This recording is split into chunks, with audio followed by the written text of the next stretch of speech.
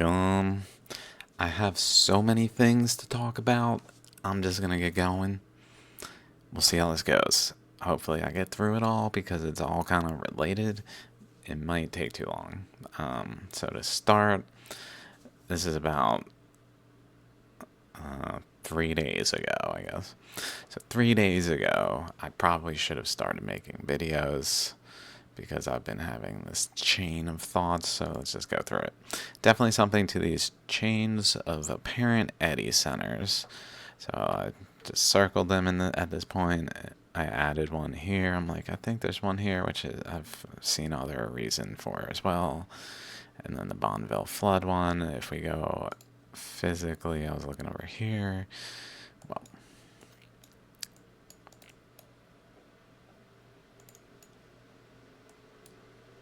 right here we see an actual outline of a circle. I know that's kind of weird. I don't know. And then the circle here, the circle here. I consider Mount Olympus.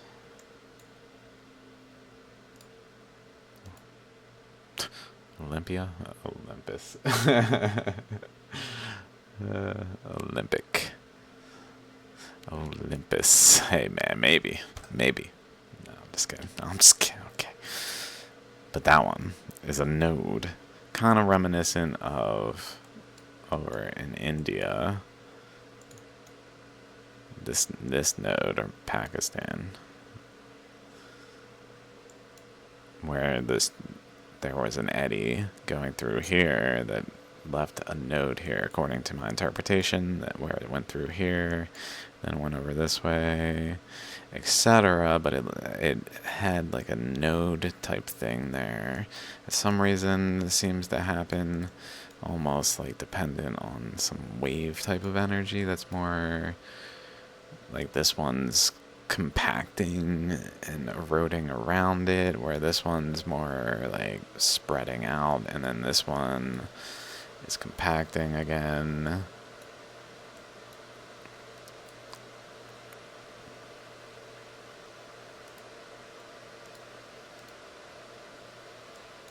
But then one over here, so that's what this is basically just some that I was seeing, and also the Idaho batholith in here is generally, I would say, one maybe. And then there's this from a video here, so let's click it, from Nick Zentner talking to Gene Humphreys. This is Gene Humphreys' study. This is mantle tomography. And there's a circle right here. Circle, circle. At depth, 125. We don't really see it that vividly. But then 195, it's really strong. 255, even at 330 depth. There's this fast, which then means coolness. Fast is cool. So something cooled here specifically. So imagine an eddy from current going this way, and current going this way creates an eddy here to a point where it actually draws the water down through the earth, deep down, with like a downward pressure enough to actually propagate energy into the earth and have this effect.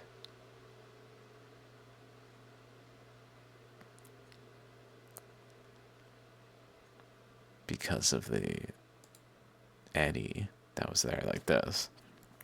So that's kind of what I was thinking. Is current went from here down the Rocky Mountain Trench, and then up this way. Although I've slightly added some nuance to this, which I think is pretty valid. And then, interestingly, Missoula flood over here in this general area, which I concentrated here, but I don't know. That's what I labeled it. But Silesia, so like Silesia over here, Missoula flood, this deep mantle cold spot, which is also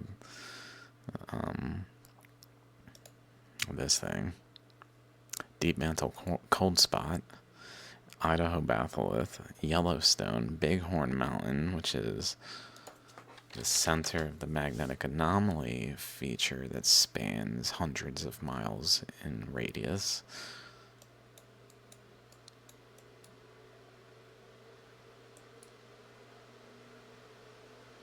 Once it loads, the Bighorn,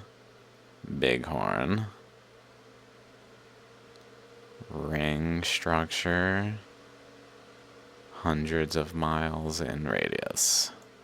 Goes up to like cross from here.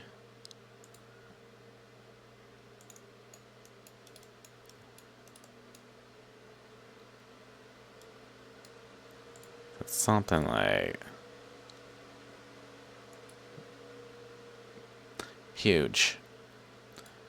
We see when we look at the Earth this. We don't realize there's this huge structure here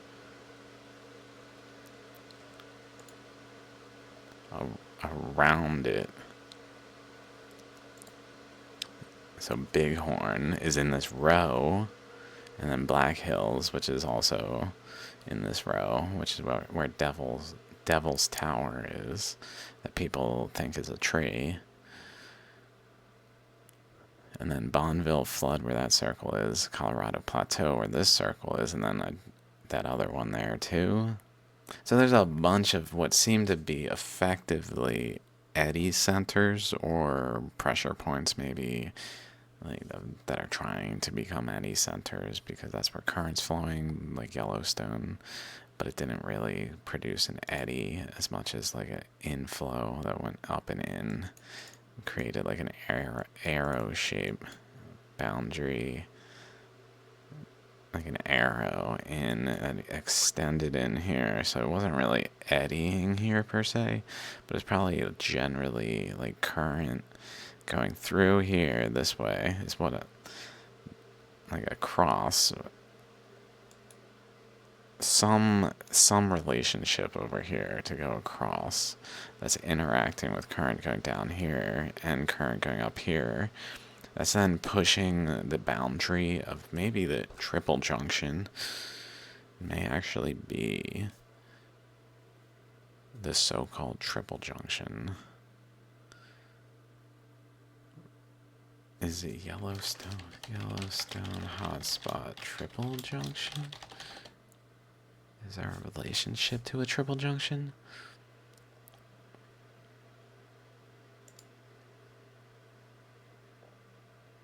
I'm thinking of with relationship to Shatsky Rise, which has other relationships to this area that I'm still working out, but definitely getting there in some ways. And, well, I wasn't recently, but let's move on. So, because there's a lot. So there's that. There's that mantle tomography. I'll link these Twitter posts, so I'll try to. At least the link is there, so it's linked there. Then I said, after that, I started reading about the Farallon plate because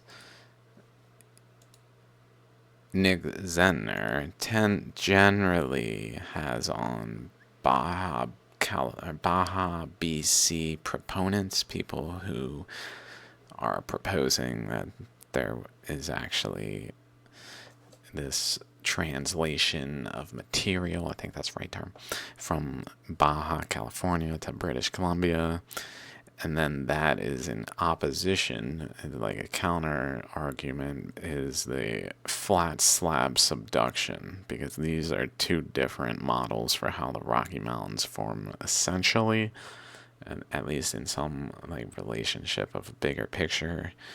The Rockies relate to these things, whether it's slid like this or a flat slab subduction happened, and Eugene Humphreys is very much a flat slab subduction. Don't believe he believes the Baja BC evidence very much. I might be mistaken, but that was my interpretation based on some things that he was saying and the way they were talking and etc. that he doesn't particularly believe. It kind of looks like just looking for eddies that might have happened.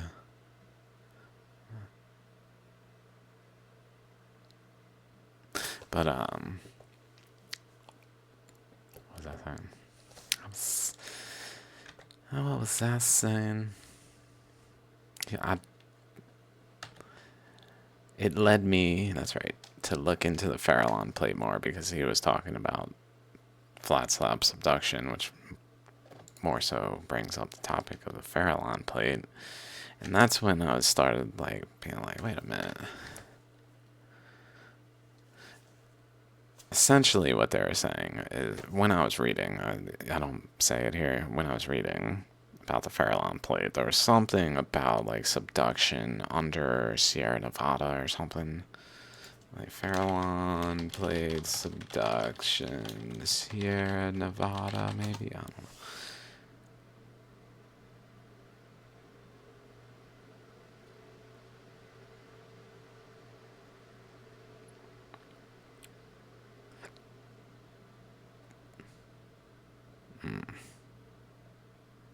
I don't remember exactly why, but like the slab failed. So this is going to become a component of what we're talking about. Is this slab that's subducting under North America, supposedly failed,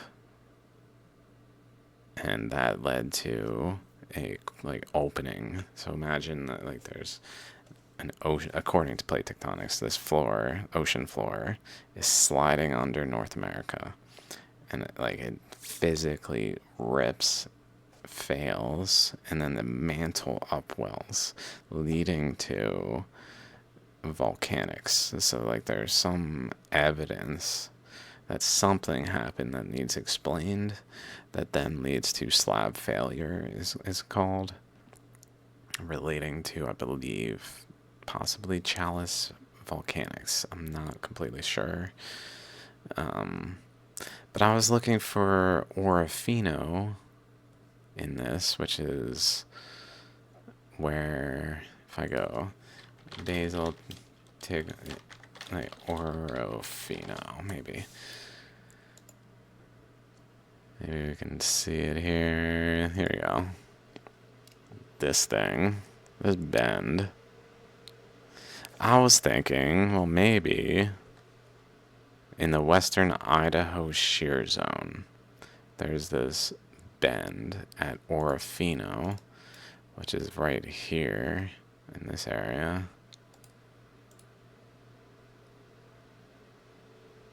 Like at this circle thing. So notice there's another circle there. Like this one, but then another one that's rounded here. Kind of got a boundary around this side. And then, like, it's not a perfect circle. These aren't, like, it's just like over here, this kind of circle. I wonder if, like, it went through this way to over here and this way over here.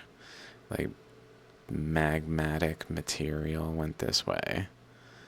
Water-based stuff went this way. Or maybe dense, cold, rocky material went this way, making it more batholithic.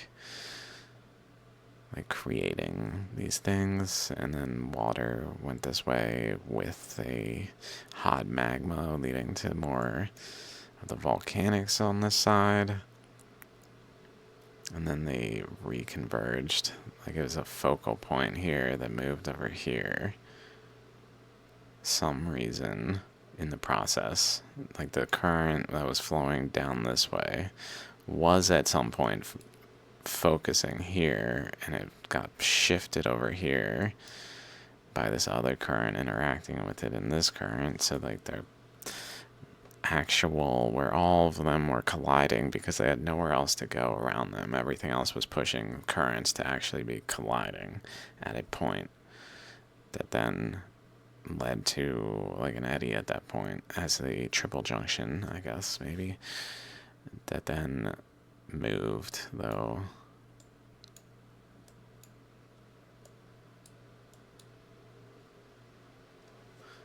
I don't know if in this case it would be considered a triple junction. I just feel based on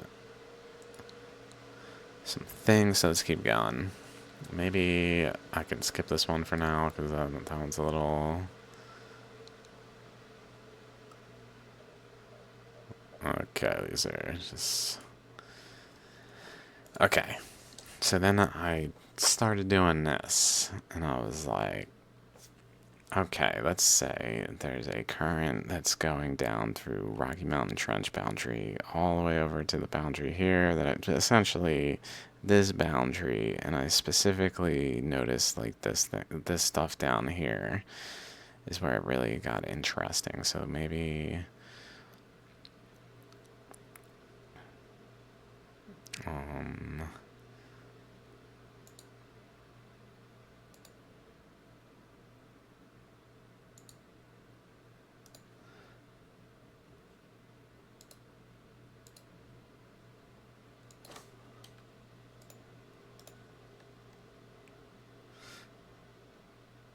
some relevant dates that I saved the image of. Okay.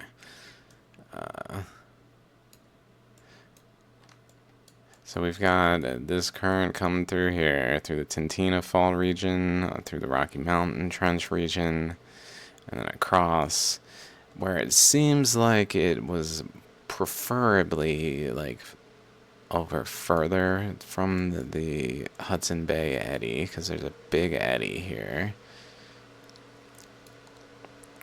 And it seems like it was getting pushed more and more into that eddy, which was leading to this like etching of a channel along this path of the Rocky Mountain Trench path. But as it did that, it seems like it was actually moving the balance point between the current interactions to go in over here, which is probably related to like Silesia docking as well, that there is this general trend for these three currents to be going inward over here along this path.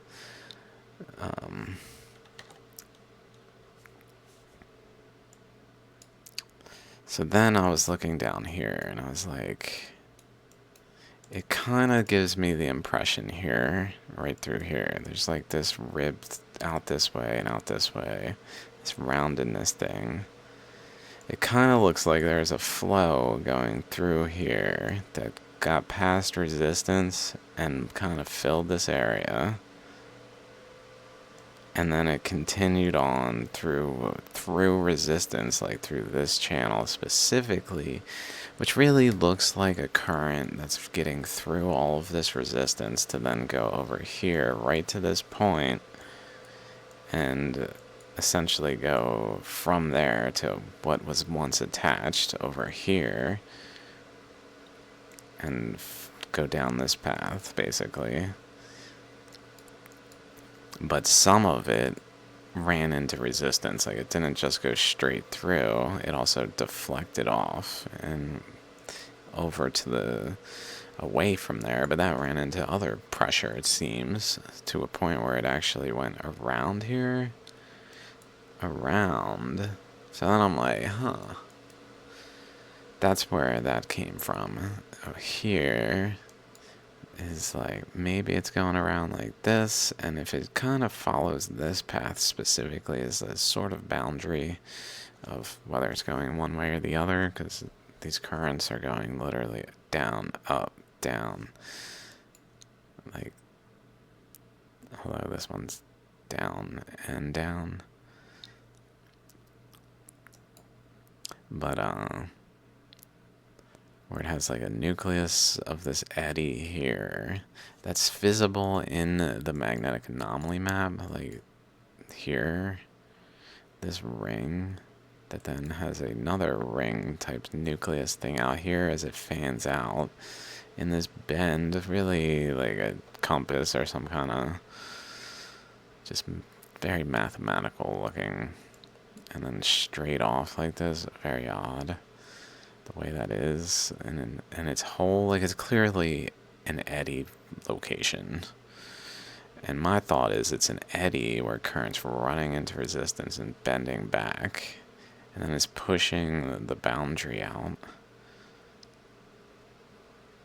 until it actually segments. But like these are the it's not doing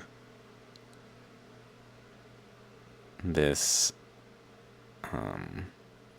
like first, second, third, fourth, like it's going the opposite direction, but retaining the original like shape of it, I guess, with the way it does this, because it was really going over into here first and then extending.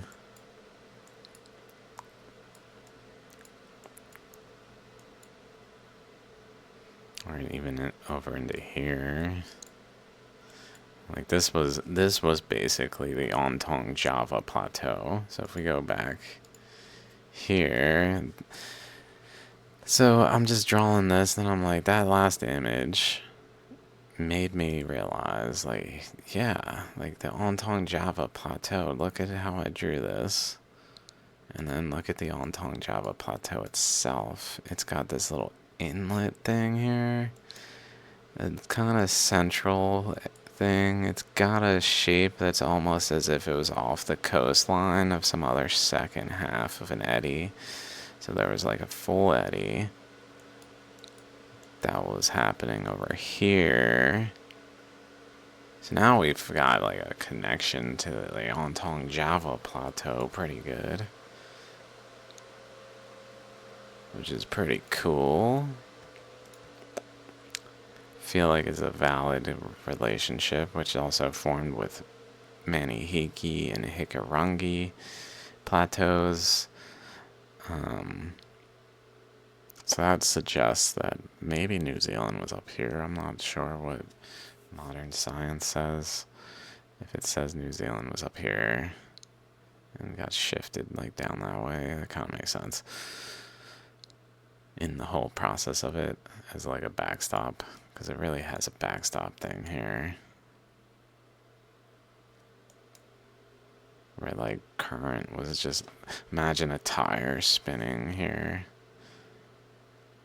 and just driving current into this as then it progresses forward off of the resistance as the sphere of Hawaii moves. Like it actually has a pressure off of this backstop directly, but it looks like it began like over here and when like over this way. I feel like it went physically out of the sphere, or out of Alaska, and oh my god, out of Australia.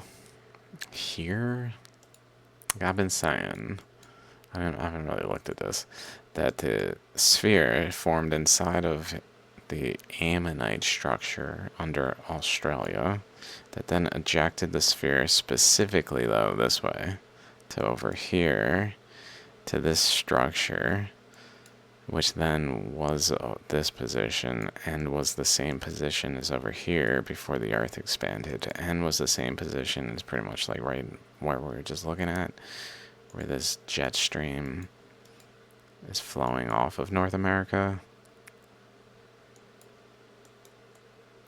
Same position.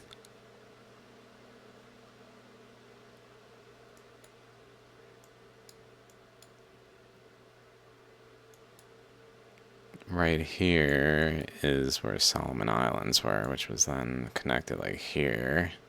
So right there is this thing, is that area.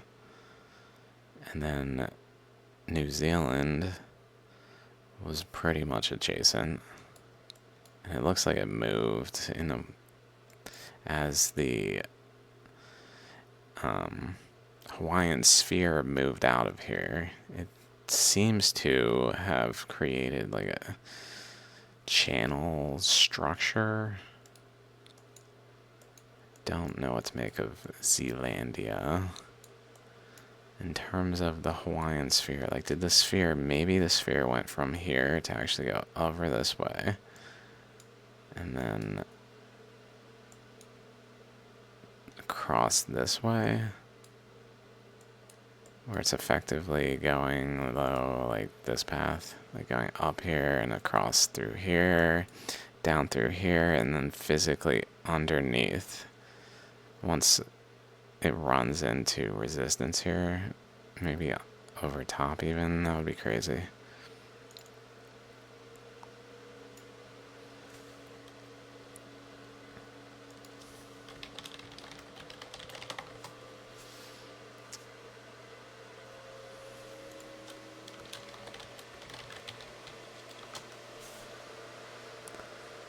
Otago.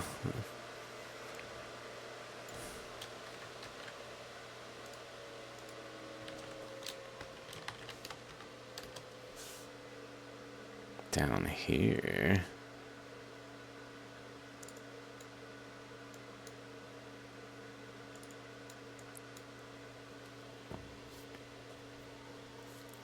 It's interesting, is right where this like drainage is. Either drainage or up, flow up onto it, into it. It's just running into it and swirling here.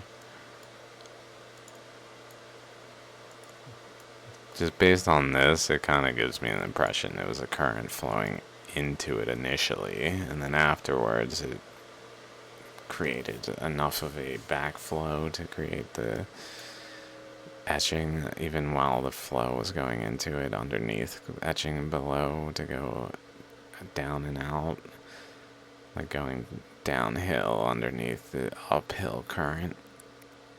That was probably flowing into here, I suspect, just looking at it. Probably like off of the other side, off of here and into here. At least like part of it, and then into here maybe as well at some point.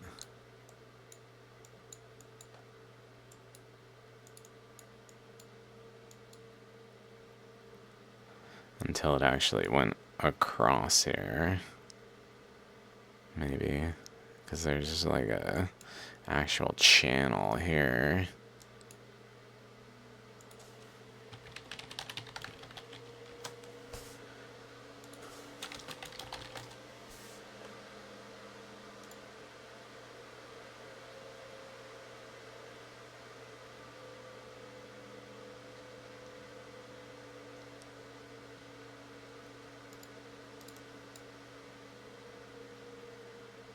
Like above this,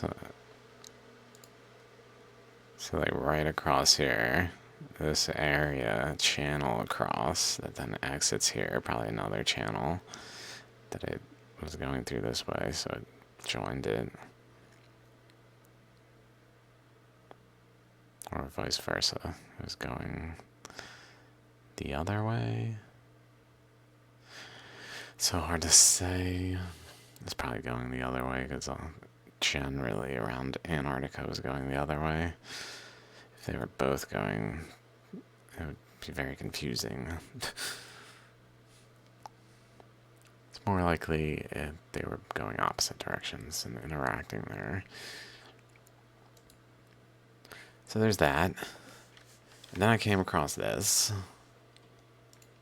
Distribution, non-random distribution of Euler poles is plate tectonics, or just the Earth, and its geological structures that we've termed plates, subject to rotational effects.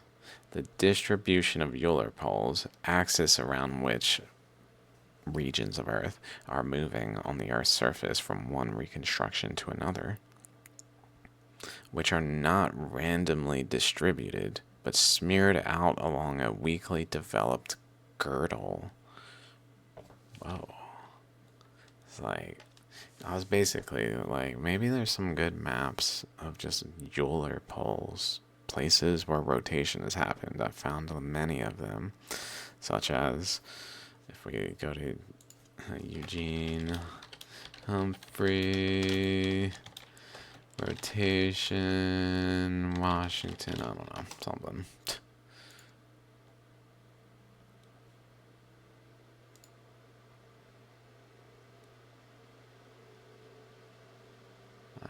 It's probably in here.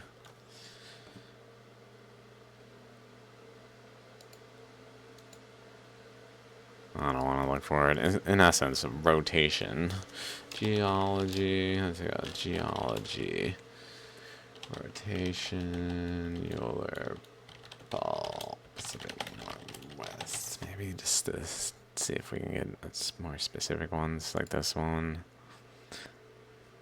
Like rotating around that point pretty much. Geologically, the Earth's crust is known to have rotated about this point. This eyeball thing on this face.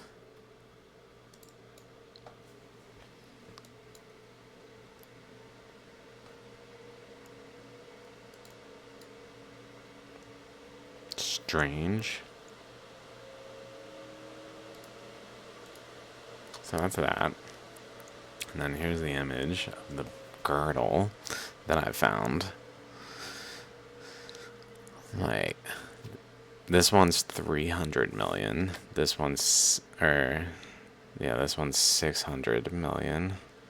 So over the last 600 million years, radiometric dating geologically, this is where the Euler poles have been found to concentrate along a girdle. And then if we look here, 300 million, the last 300 million. So let's kind of look at this. 600 million, it's like, where is it happening? Around Australia. Like just at the tip of Australia, in that area.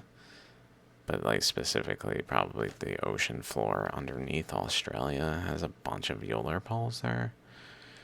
There's a bunch of Euler poles here where there's a circle, like a bunch of circles. And the circle there, the circle that Ontong Java, this one. If we look at the magnetic anomaly map, there's even more circles. Like so many circles.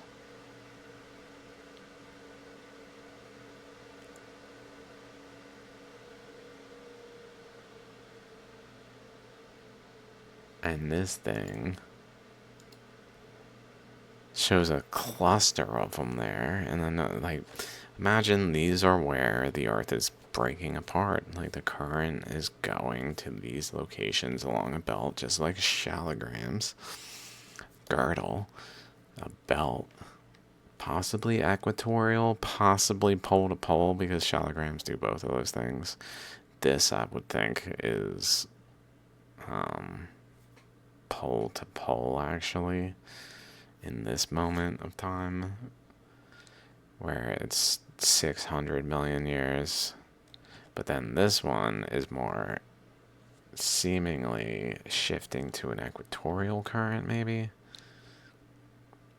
because it's like focused generally the same locations, but it actually moves to where the focal point is over here. That's interesting. It's not so much there as the focal point here. Energy's going more. Let's see, this one is very much not so much. Very much the focal point where the Hawaiian sphere is forming. Like, I don't know exactly every nuance of its formation process, where it moved to along the formation process and its life cycle to become the actual Hawaiian Emperor Seamount chain.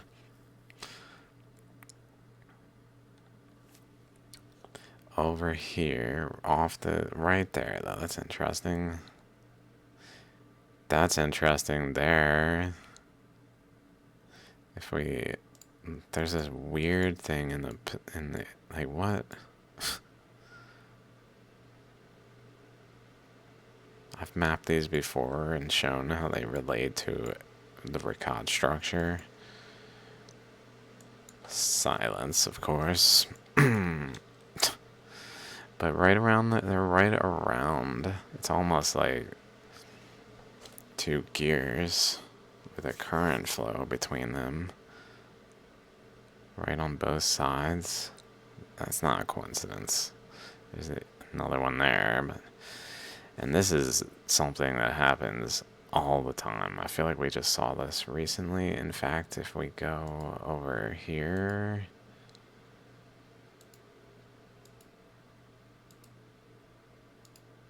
let's go back, I guess.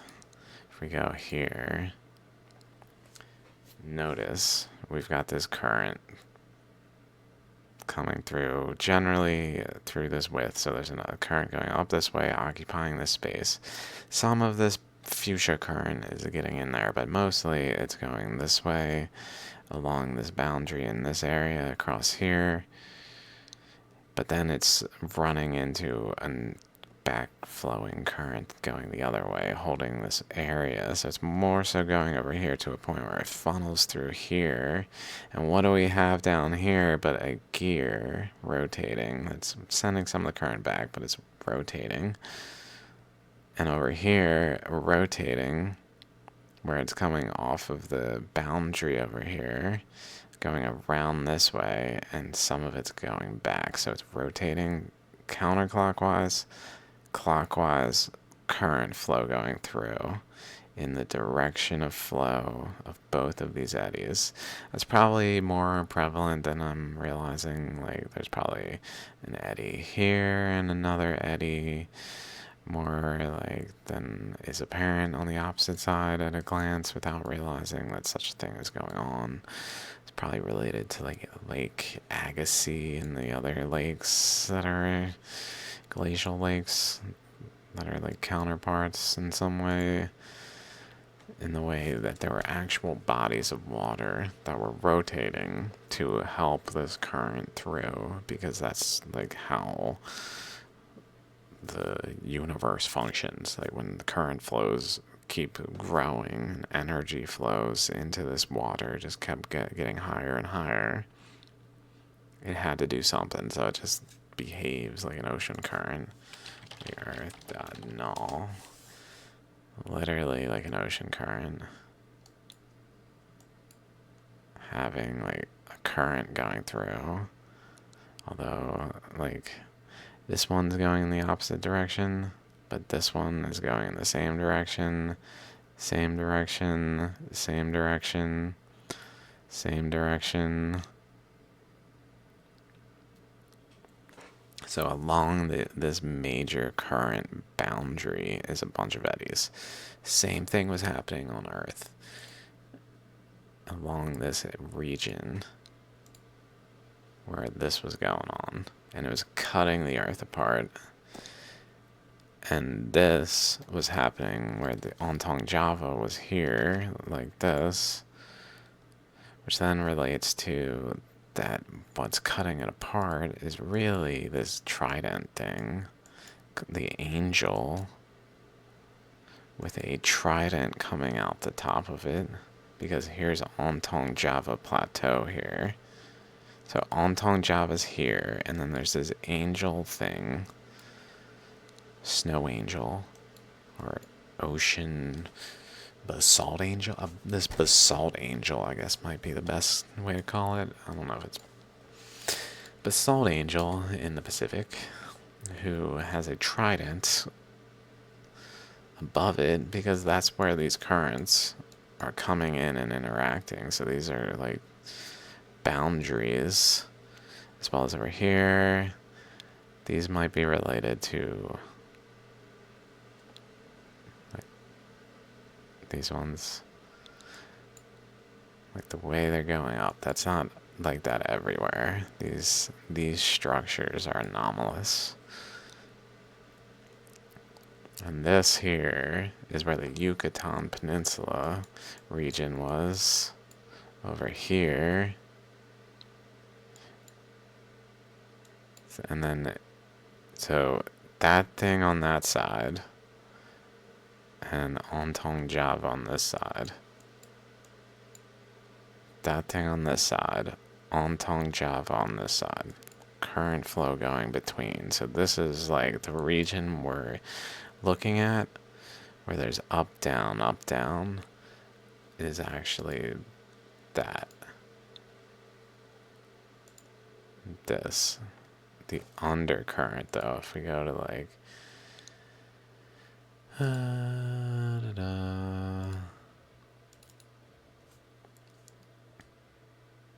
Like this. When the Pacific was like this, it was emitting this stream up this way, slicing the Yucatan here. It's not the best overlay, but and then Ontong Java was really over here, so it's definitely not the best overlay. But it was more so trying to overlay the boundary up here that I believe is where the Mid-Pacific Mountains were forming, although I've noticed recently that it might have been up here instead where the nose was. I just thought it like fit here, but maybe it was that the nose was up here. Right there, actually. And like the structure changed in ways that I didn't realize that made it more hard to pinpoint where the Dragon Mid-Pacific Mountains were, which is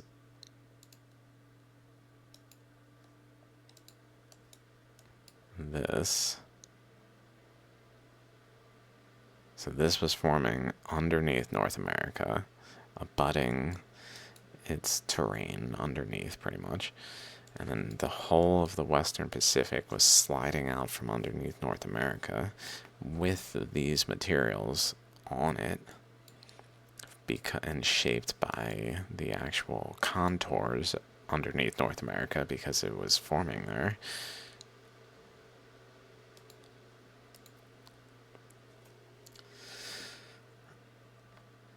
Also, I realized it's probably doing the same thing here, where there's a current going around like this, but then also through. And then because there's a current going like this, maybe it went more like down, up, and across. Some kind of current that actually is just getting across this and isn't like running so much into resistance. Because this current is not just from here, it's also flowing like across this way at a time. For a time. I'm not sure exactly where it's sourcing from. At the least, it's coming off of Hudson Bay and going across this way and down this way. But there's probably some other, although maybe that's why it's North America. Like the eddy occupied these boundaries and didn't let other systems get in as much, so it kind of did that. Tried to cut it apart from South America, but they stayed attached enough and just created like a single bond instead of a double bond kind of thing. Single bond, hydrogen bond or something.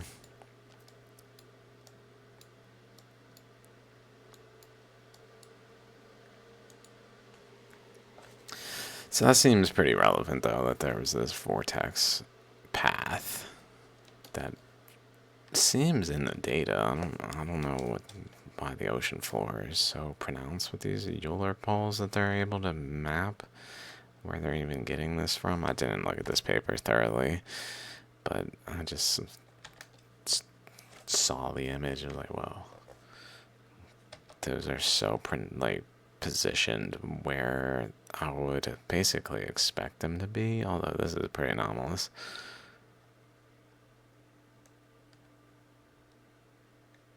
Maybe it just hadn't started there yet. I don't know. That seems anomalous. Although that's where the focus was, so maybe it wasn't producing eddies at all. Like the backstop, it was more just getting pushed away.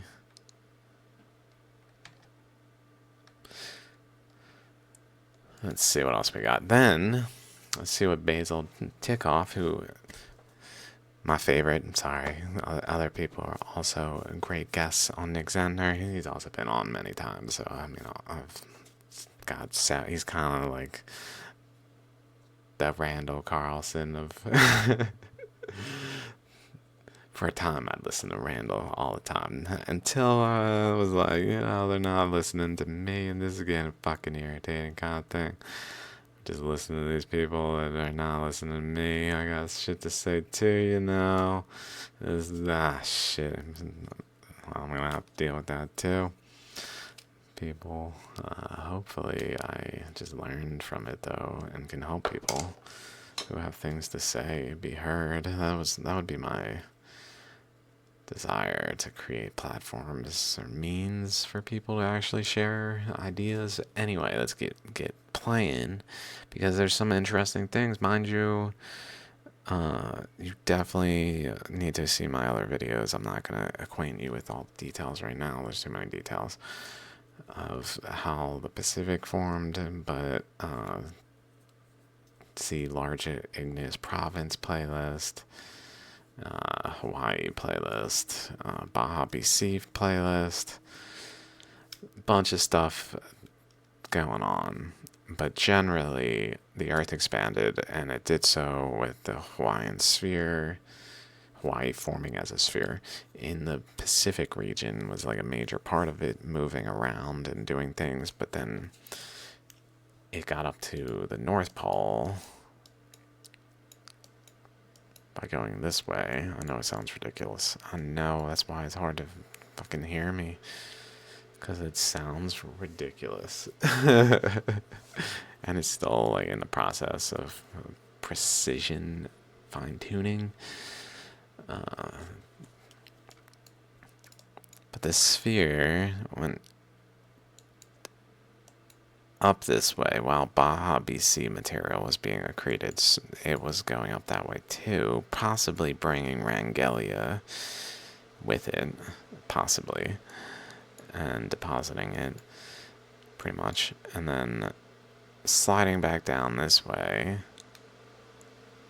when it reached the North Pole and caused the Earth to react in a like violent manner, where it expanded to a new radius, and it shot the particle of Hawaii into the into this area. So the energy propagated into this area, opening the Pacific. So energy specifically propagated in a wave into this exact point here.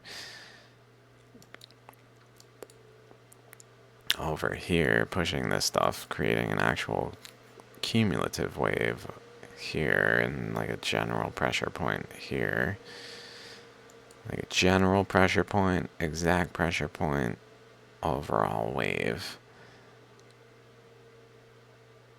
that moved this material over and actually shifted it over this way too, but expanding the Earth from a previous state, literally creating the ocean in the process.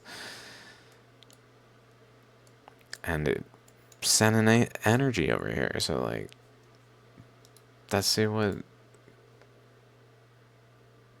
Basil said here. What's interesting about it is this Lewis and Clark line Yeah. was active in a left lateral zone. At 55, the world changed. And what happened, it has nothing to do with North America. It has to do with a subduction system on the west side of the Pacific, something around the Philippines and New Guinea, where there's a change in subduction of the Pacific plate, and that rearranges all the plate motions. Okay. Just like the 100 has to do with the subduction zone in Antarctica, right? It is a far field effect. And you just have, and the plates rearrange themselves. So this is a case where it really has to do with the subduction geometry. But Okay, there had to have been, yep. I need to pause you. Sorry. I was flirting with the idea of the plate reorganization in the Pacific Basin about this time, in the neighborhood of 50. It keeps coming up. Mike Eddy commented on it. I think you've commented on it a couple of times. And I was, I guess, innocently going towards maybe the accretion of Silesia was so profound that that caused the change in the Pacific the ocean plates of the Pacific Basin. Are you saying there's potentially a completely different reason for that plate reorganization? Yes, there's a completely different of that. I'm relatively sure. Oh, wow. It has nothing to do with North America. It's got to do with the West. I Okay. also Okay, that's one of them. Let's just play them all real quick. Then we might have played the second one, honestly. What's happening in the other side of the Pacific in this time frame that is causing this stuff happening from the Dakotas all the way out to Washington? okay. So this is you have to go to people who work on G plates, like Yep. Mueller at the University of Sydney and his group. Okay. And what they look for are big changes in subduction zone geometries. Okay. Because the idea is that slab pull is the dominant force. Yep. And if you clog a subduction zone, which is what happened in Antarctica, then all of a sudden there's no pulling down that way. But you can also torque plates, right? So plates can be doing this, and then you can torque them as you do that. So it's subduction zone changes. So we could put that. I could dig that one out and put that on it. I think it's a Mueller.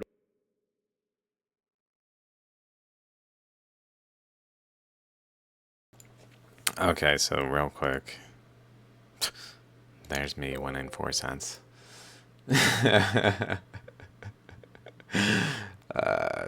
Hey man, gotta do what you gotta do sometimes. It's free money, I swear.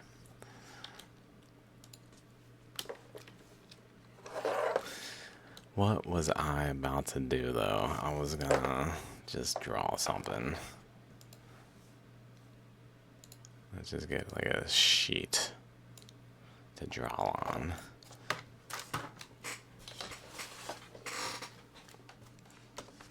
Now let's imagine that is this.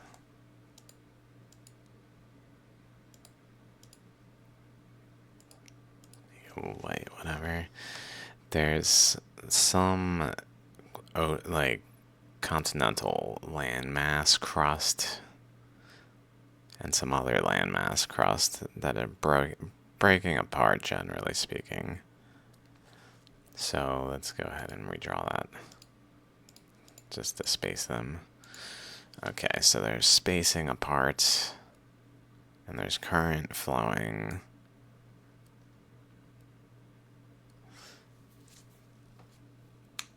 Underneath them and like everywhere, above, below, between, through. There's current propagating through the earth as this happens. And like generally speaking, this current is, let's just say it's flowing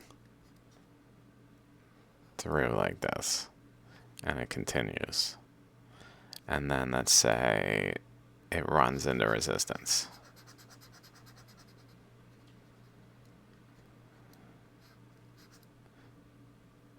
But it keeps coming.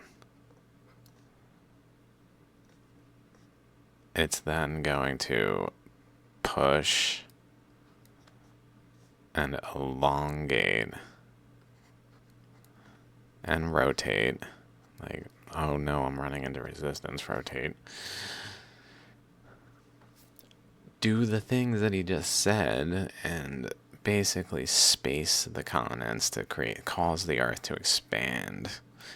So when this current is clogging, like it's pushing, it's sliding this material, but then the earth is expanding as it's like running into resistance. So it's using this as like a pressure point to push into, to then like fill out this balloon behind it as the space opens up.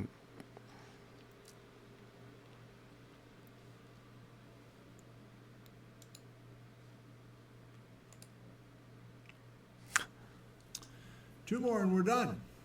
Papagino, asks, could an invading ocean plate could an invading ocean plate wedge itself into a craton and pry it apart, thickening the crust or heating it up to produce surface magma? Question mark. Yeah, if you had a really, really thick pile of basalt, something like these big stacks in the Western Pacific, like Ontong Java, you could potentially push into a continent and cause orogenic collision. And, you know, what's fascinating to me is that the Orophene. If you had a big stack like the Ontong Java, you could potentially push into a continent and cause an orogeny in the collision, I believe, something of that nature, he said.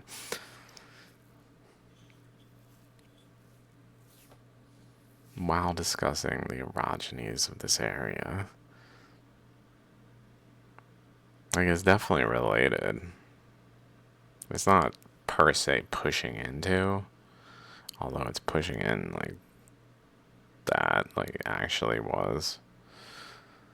The current flow was here pushing in, so essentially there was a push in.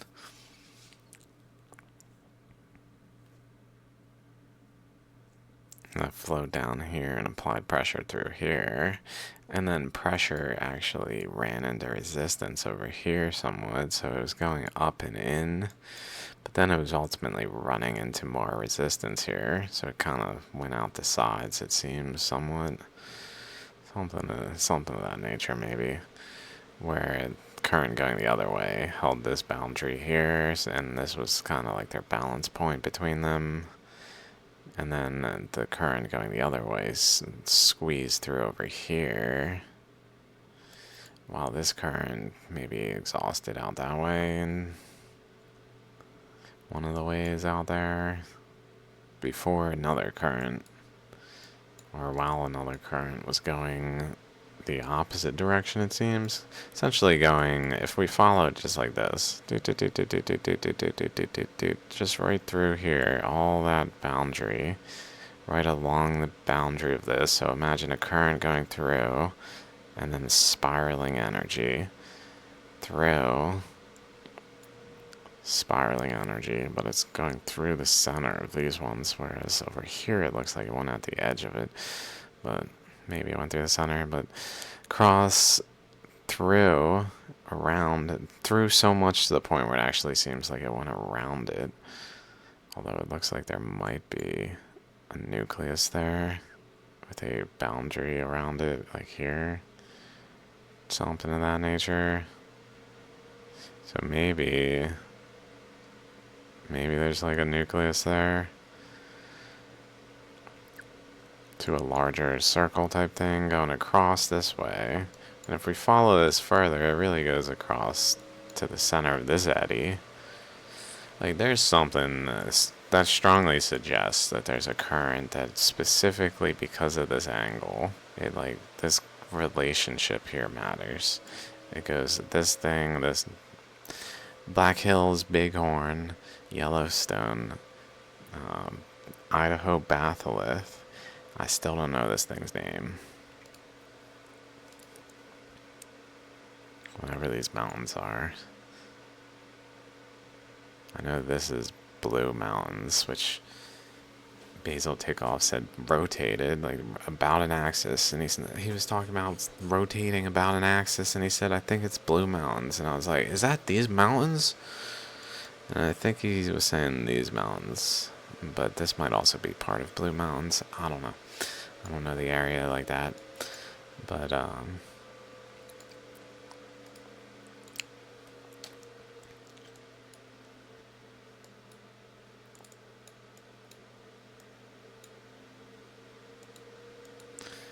so there's that.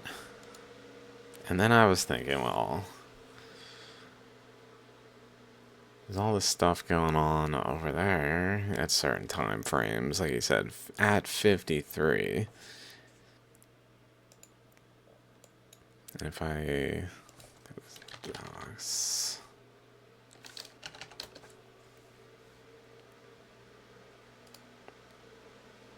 tried to start a sheet. I should have done this so long ago. If I had been doing this all along, oh man, I'd have had such a good record to refer back to and think about things from. I feel like we need this as a society. We need like geologists to summarize the dates of things they like have papers on in a manner like this, and just make a huge data set of easily accessible, like quick.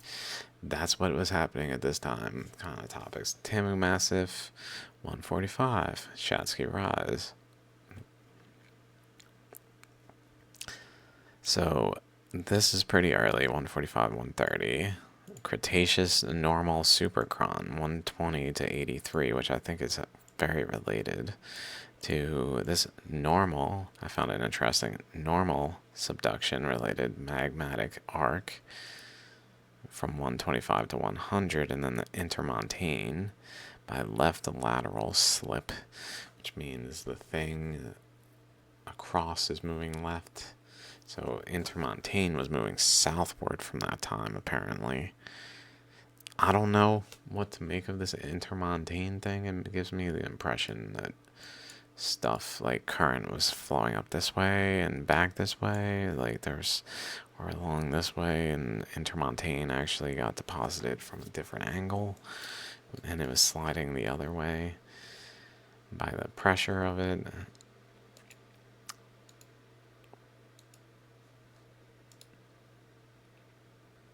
And then Baja, BC, Insular, Idaho Shear Zone starts at 98. So I'm like, well, the Hawaiian Emperor, the Hawaiian Sphere needs to be at the start of the Hawaiian Emperor Seamount chain by 85 million. So it could be going north around 93 or 98 million, where it slams into the Idaho Shear Zone, into this like nook in North America in Laurentia at the time, slams into it, causes this deformation in the area, and then continues on about its way, but having created this shear zone, or at least pronouncing the shear zone to make it more with the bend and everything. I mean, probably creating entirely.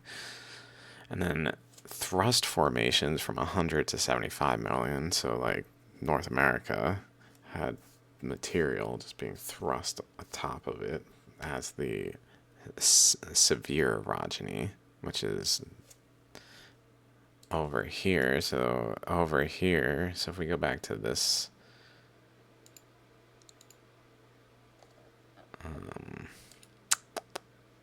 this here, this is a severe orogeny. So in the earlier parts, the current interactions are more so over here, it seems, but then they start to propagate more over this way during the Laramide orogeny time frame. And in the earlier parts, it's just thrust. So maybe current was going across, just pushing into resistance until that resistance actually managed to form a channel through. And then it divided the current to have like an inflow. One that went over this way, one that went through this way because of this current, and one that went down this way as well.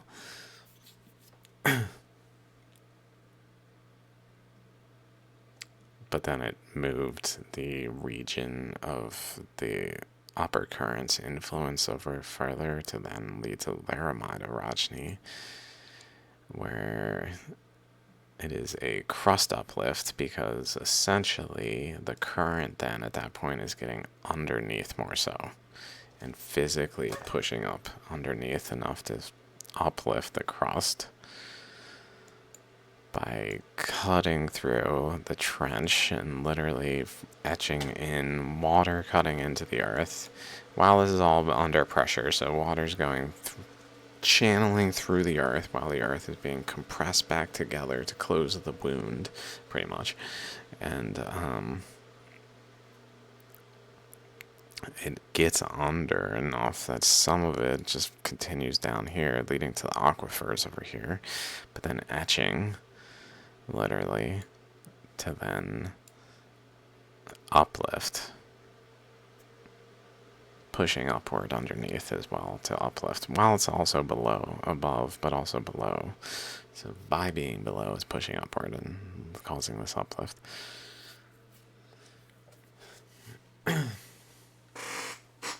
Would be my interpretation why that uplift was happening, whereas here it's just thrusting, it's pushing the layers on top of each other, but it's because it's not getting into uplift, because it's actually getting in, going down into, and then going along like a mole, causing a uplift of the dirt as it travels. Same kind of thing. But I think what I've been thinking is this Emperor Trough.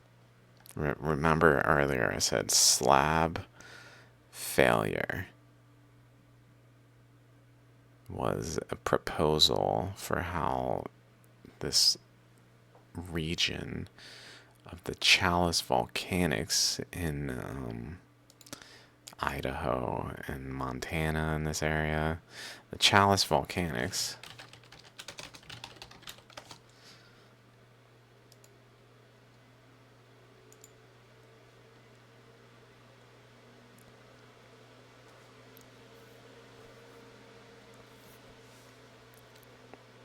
I was thinking these are pretty similar dates, as if the sphere is coming back and interacting in this area as the sphere rolls this way. North America is much closer to the point where this is actually the Rocky Mountain Trench, is what I was thinking. What if this is the Rocky Mountain Trench, like underneath it? And then here, in this area, the Chinook Trough, so this is the Emperor Trough, Chinook Trough. If we look over this way, it's pointing right at, like right there, where this then wraps around that way. So it's pointing at like the right location. Like this boundary goes to right there.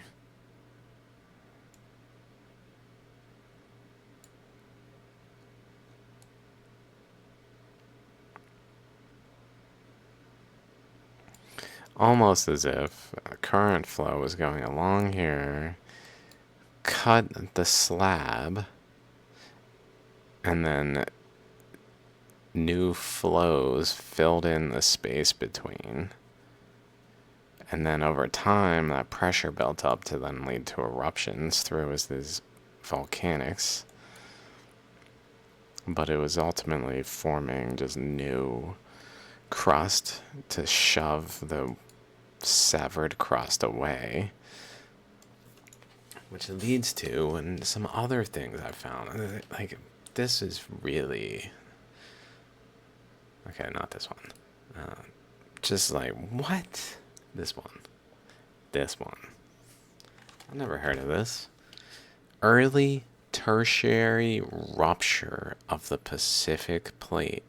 1,700 kilometers of dextral offset along the Emperor Trough Line Islands lineament.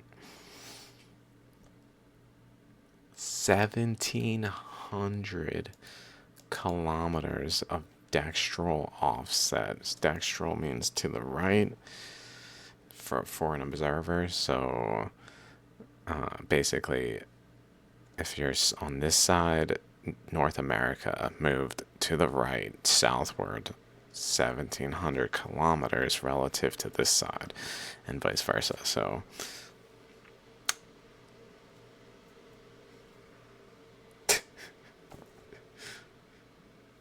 Yeah, like that. 1,700 kilometers dextral offset along the Emperor Trough. That made me say, wait, maybe this is all the way over here at some point, where it's like down here, and that's like with the bend around here, like wherever it goes to. So it would have to go start the bend and end the bend, like relative to here, like over here, basically. But then inward. So like maybe around the batholith. Like, I don't know.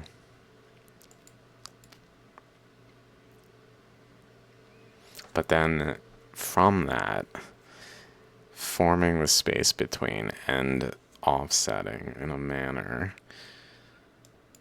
which kind of makes sense if Hawaii, just like over here, Hawaii goes through over here as a sphere and applies a pressure as it moves northward to then push New Zealand southward from over here to down here.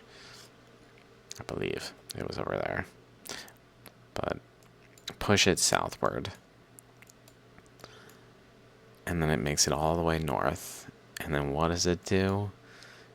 Pushes off the backstop of Asia over here specifically. Not so much North America. Like, it actually divides them. So, like, even though they're the same thing, it, like, does something more like that.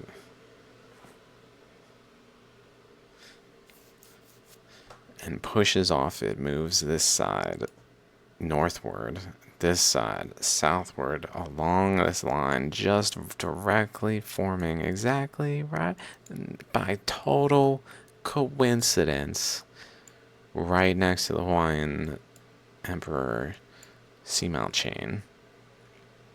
And right next to this totally coincidental ripple wave shaped thing that has like a node at this bend point, and these diamond thing here has a boundary along the diamond thing that points over to the Chinook thing, and then this over here seems to point to this boundary, and if we kind of follow this upward, it generally points to the North Pole. So this diamond thing's got something, including this, pointing to the North Pole. And then another portion pointing to the Chinook. And another portion here pointing generally to where this bends. So there's like relationships in this diamond thing. That's very odd.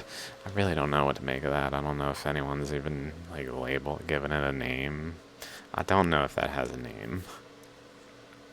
It really needs a name because it's like a diamond in the ocean floor. Like, what?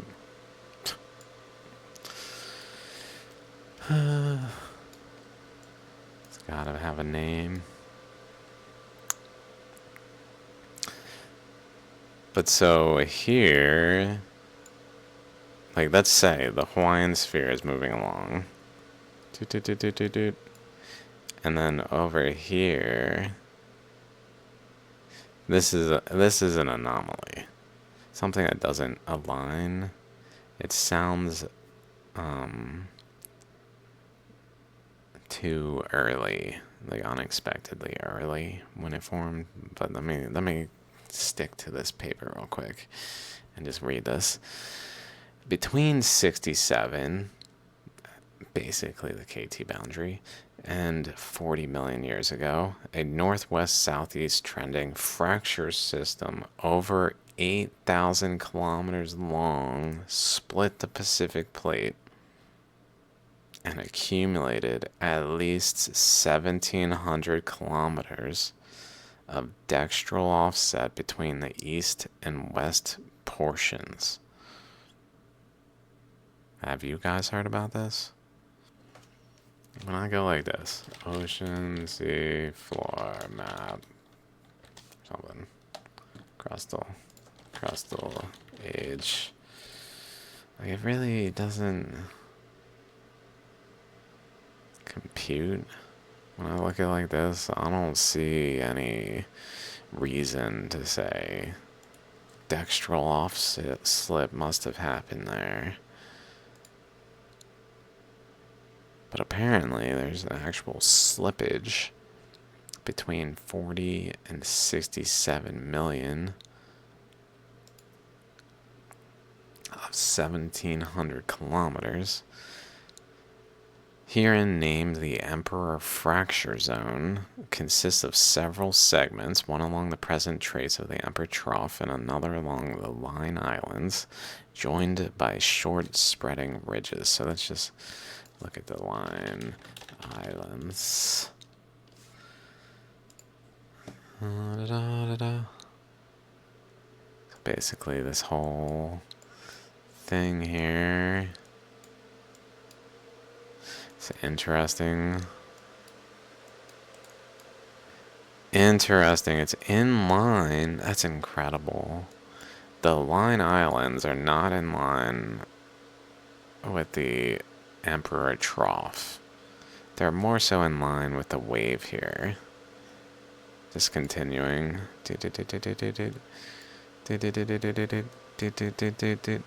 Almost as if this all related, leading to a current flow that was going down this way, that really was like ended up going this way.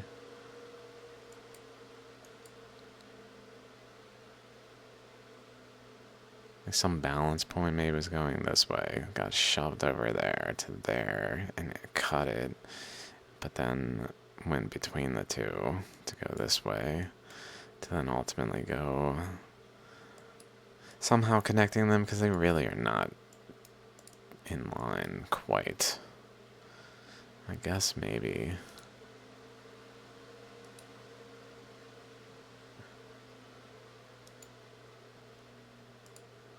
Yeah, not quite. It's just more in line with this. We go like here, through that generally.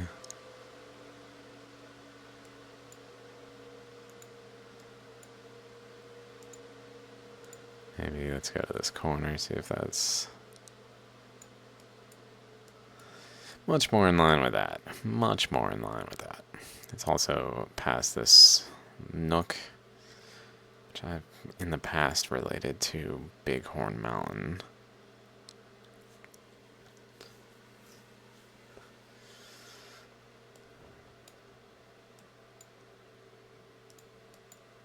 So we got that going on. This dextral slip terminated its north end against the Kula Pacific Ridge.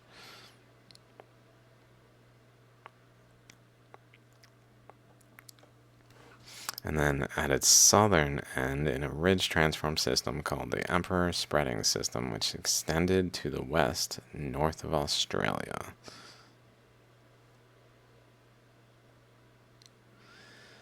And then the bends date to 67 million. So there's a Meiji Emperor. Meiji Seamount. This one.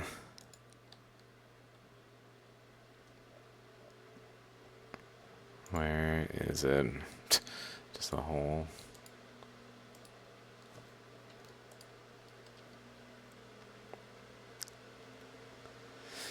Oh, the first one. So there's a bend.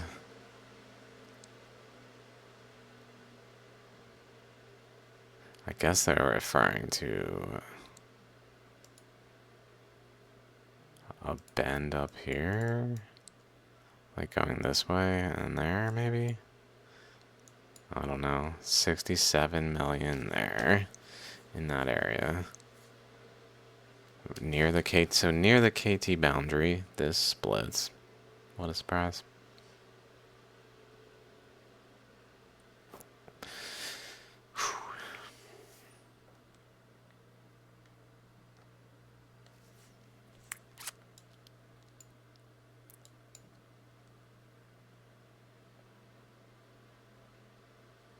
It's almost like current is flowing into Hawaii, hitting it, and going off. Like maybe there's a current along this boundary that was flowing in. Other directions that are all, but like along that boundary. And once it got to this area, it like deflected off it specifically in this narrow path enough to cut the plate apart.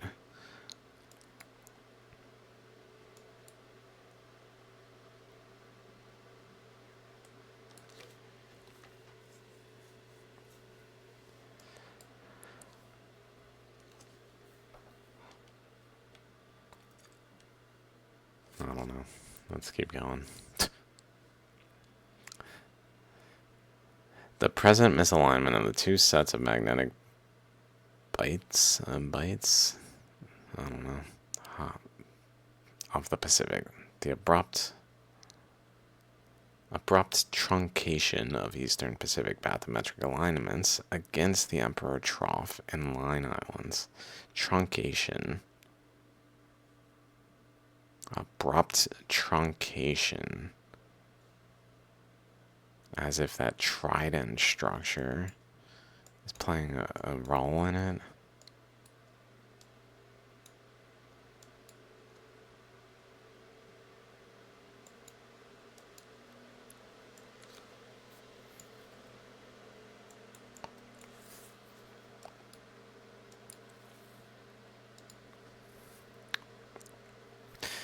Contrast in paleolatitude between the eastern and western Pacific is indicated by paleomagnetic and sedimentologic studies. The anomalous gravity signature of the central Hawaiian ridge that indicates that the ridge loaded thin, hot lithosphere.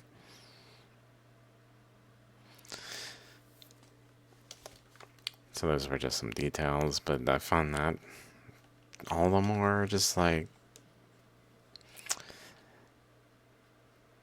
that there's these truncations, and then the paleomag suggests this latitude difference between the eastern and western Pacific.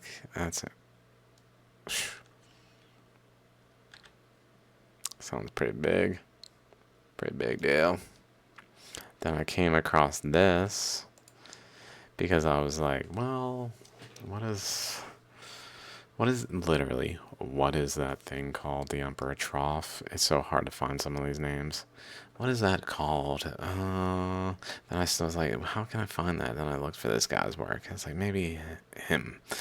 So then I came across this and I was like, wait a minute. He was saying in this video I saw that Tamu Massif is the largest volcano on Earth.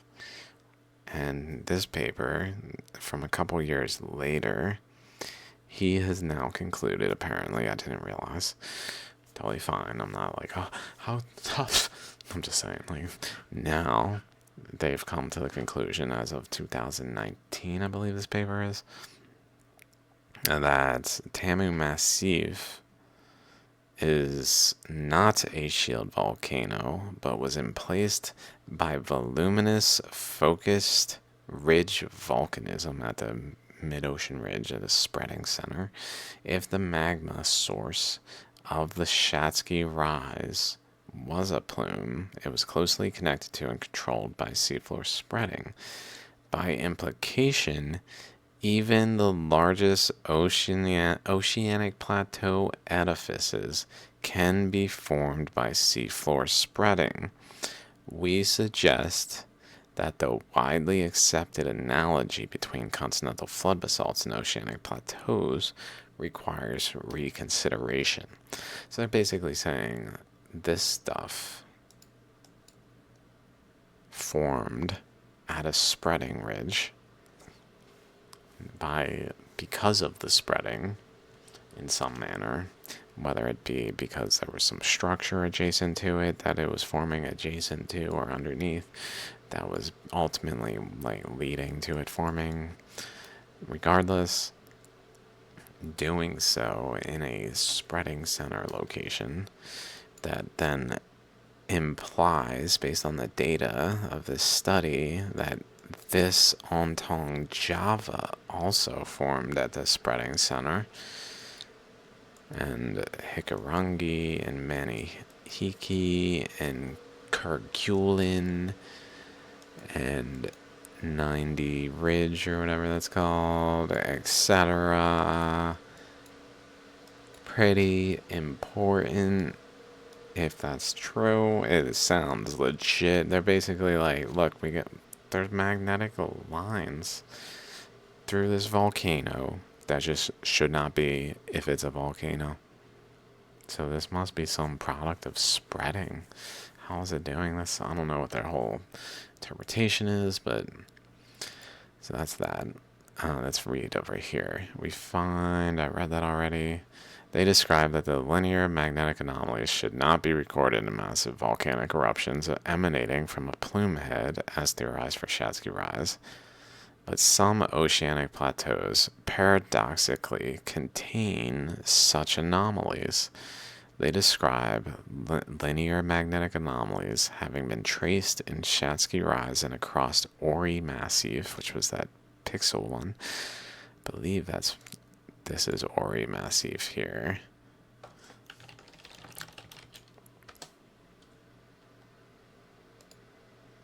Oh no, it's over there. That's Shirshov Massif. Tamu Massif. Ori. Shirshov. Papanin Ridge. Papanin Ridge is the wave structure. So Tamu, Ori. So this one has clear signs. And then that one.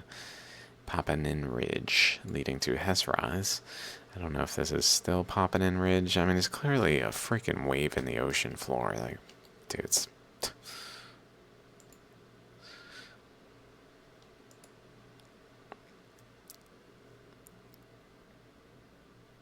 And then this finding implies that parts of oceanic plateaus are formed by seafloor spreading.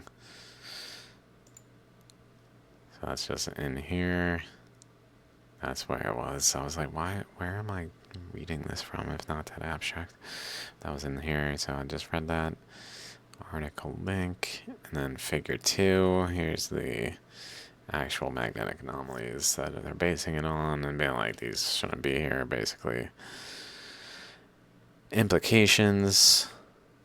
Magnetic anomalies indicate that all of Shatsky Rise, including large volcanic massifs formed by seafloor spreading volcanism. Many other oceanic plateaus were formed near spreading ridges, including the Ontong Java Manihiki Hikurangi Plateau, or complex, Hess Rise, Magellan Rise, Joey and Rue rises of Indian Ocean, Rio Grande Rise, and the Azores. Several of these and Iceland preserve linear magnetic anomalies. I think that's what that was. This correlation implies that seafloor spreading is a common mechanism for plateau formation. Although it isn't tempting to think of Tamu Massif as a Mesozoic Iceland, Tamu Massif was more ephemeral, which I would interpret to mean like not fully formed. Yeah, okay, I wasn't completely sure that was the definition. More, I think of it like ethereal or like more subtle, less formed.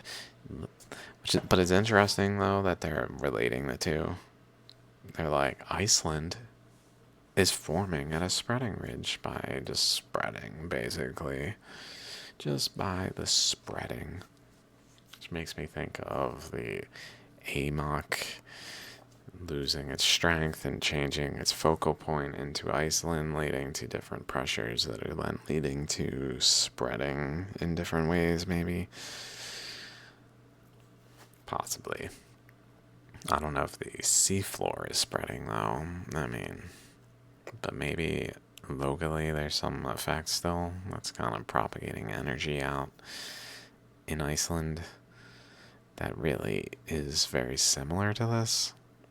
Apparently it's similar to this enough that they would relate the two. That's why I underlined it mostly.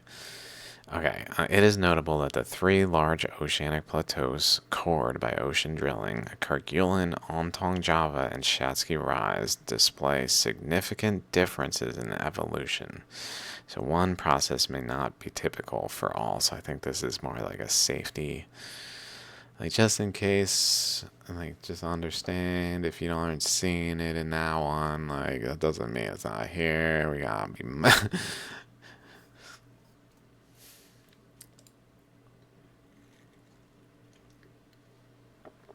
multiple occurrences of plateau formation at spreading ridges imply a link between the two.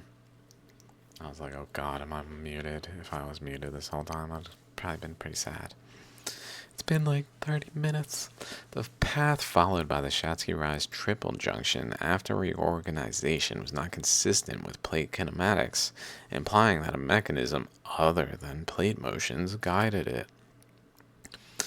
But the strong connection with spreading ridges suggests that the plume and plate boundaries were not independent, and the ridges controlled magma emplacement. Earlier works embraced the enormous shield volcano model for oceanic plateau structure. Magnetic data indicate that Tamu Massif and other Shatsky Rise plateaus are a type of volcano formed by massive spreading ridge eruptions. Which are really into resistance. Like that's the critical element, and then they're forming wedges that are actually pushing that resistance out of the way so that the current behind it that is building these mounds leading to it can then continue to flow after the resistance in front of it has been moved out of the way so that the current can go through, is what's happening ultimately. But a widely accepted analogy is that the oceanic plateaus are the oceanic equivalent of continental flood basalt provinces. I think that's what the P is, continental flood basalts. Even if the sources are the same, surface expressions differ.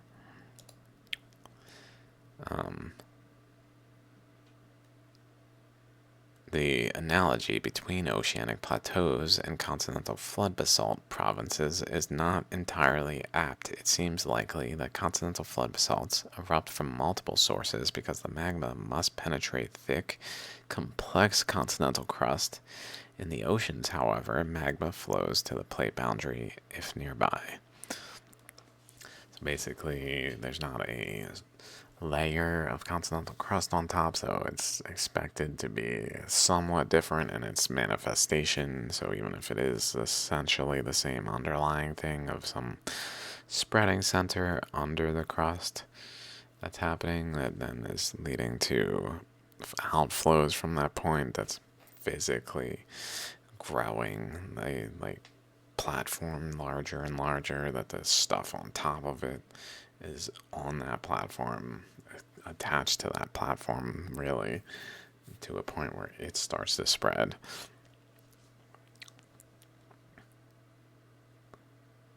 Then it would make sense that there would be a difference when it goes through the crust versus not through the crust.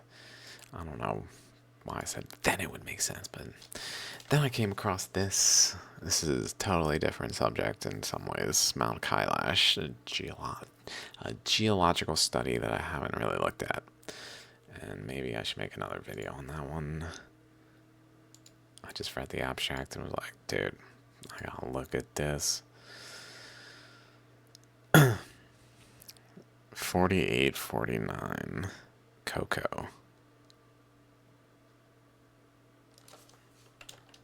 Largest caldera on Earth.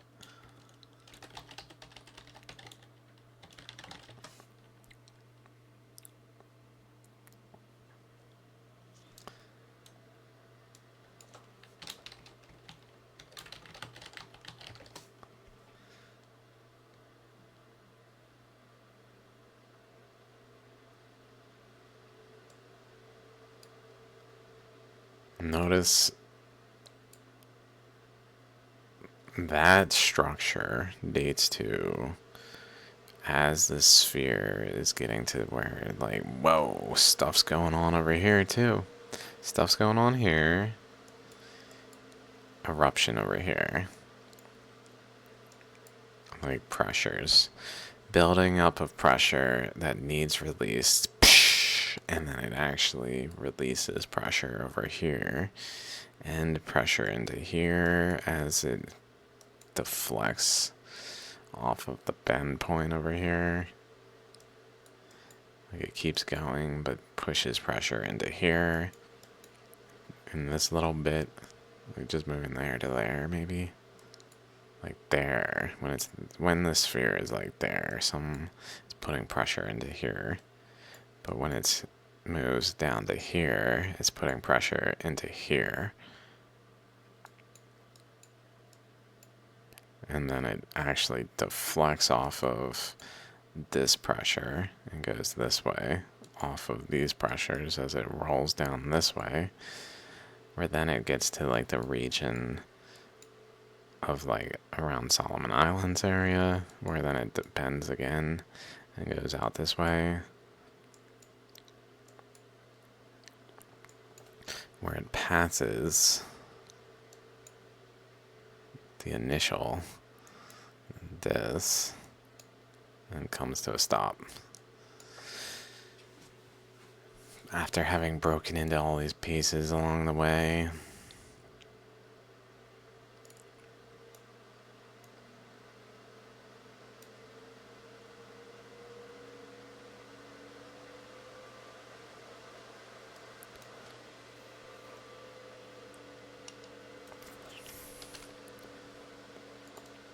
people like, what the fuck? Really feel like I see those up down things here too. There's applying a pressure into over here with the, like from this way over.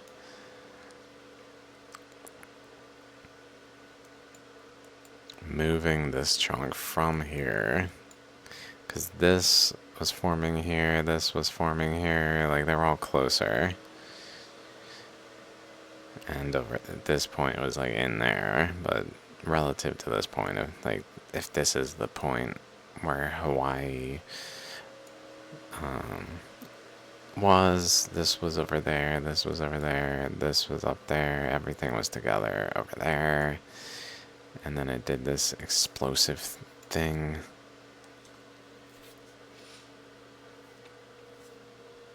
Pushing Hikurangi over here relative to there, but into this area. Meanwhile, there's the Pinon Formation in Ecuador, found like over here somewhere, I think, from the Ontong Java Nui complex, that is known to have formed locally and not over across the ocean and been slammed into it, but to have locally formed, so demonstrating that Ontong Java Nui formed over here and not across the ocean, because plate tectonics says it's been over there and it's never been like over here. Ontong Java Plateau, according to plate tectonics, has never been right here. It's certainly not close enough to leave behind evidence that it was attached to right here. And yet that's what the evidence shows.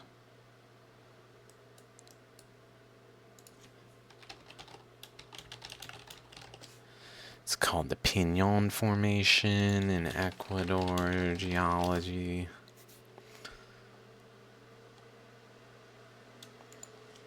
Ontong Java.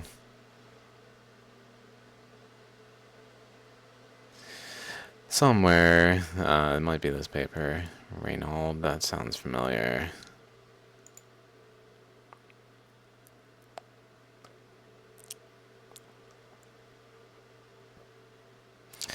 So one of these specifically says this had to form here. Like,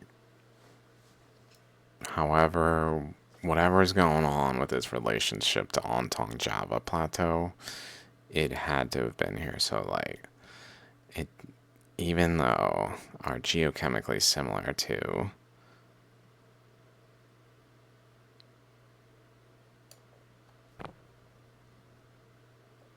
like, there's got to be some reason. So people suggest it moved across from like being transported and then getting slammed into Ecuador, but it did not, because that's what the study shows. Whichever study it is, I could probably go like this actually. Let's see.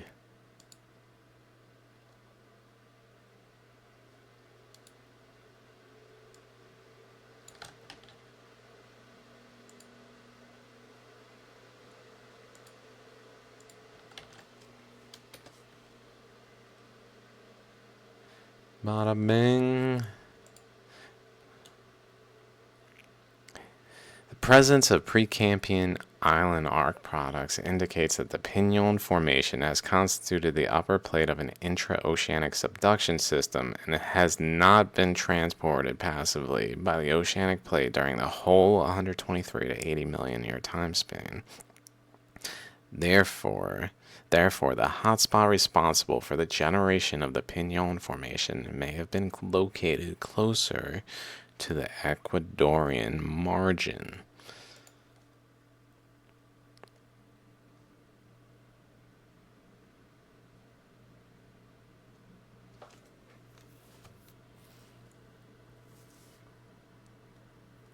No one cares. That doesn't fit our narrative. No one cares. That doesn't fit our narrative. We can't care. Notice how that doesn't make any sense here. This paper, unrelated to the Piñon Formation, but totally in the framework of plate tectonics, in no way accounts for the fact that Ontong Java Nui includes the Piñon Formation.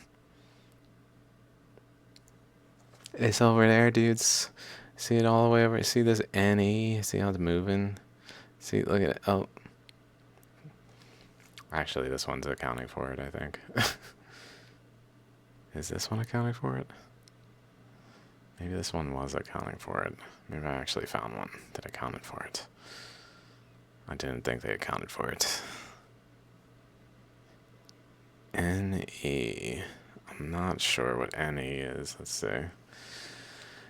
Proposed by second paper above. This one.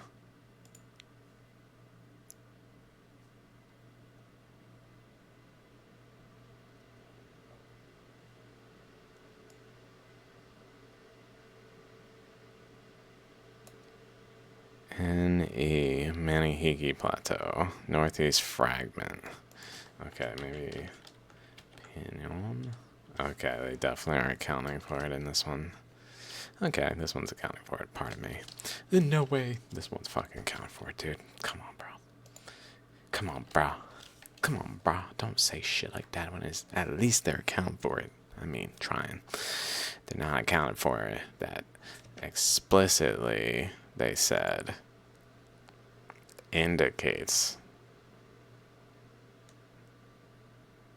has not been transported passively. Not really agreeing with that one. Like, you know what? Nah. We'll accept there's this Piñon Formation, but it fucking moved, bro. It moved. You see how far it moved? Look how far it moved. This is how far it moved. You're trying to tell me it didn't move when it moved all the way over here? See how far it had to go? It moved. Okay, guys.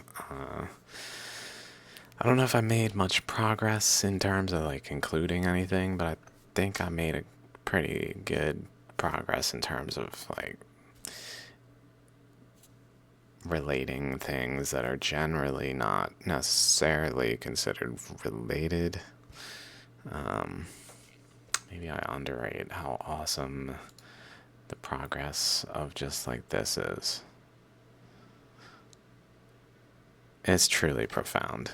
Sometimes I forget how profound my work is. Sorry, guys. This dude's ego is out of control. Excusez-moi. Check yourself. Whose ego's out of control? The dude who solved all the things? Or the one who's like, this dude's ego is out of control? Whose ego? That's just life, huh? It's always the other person. Always.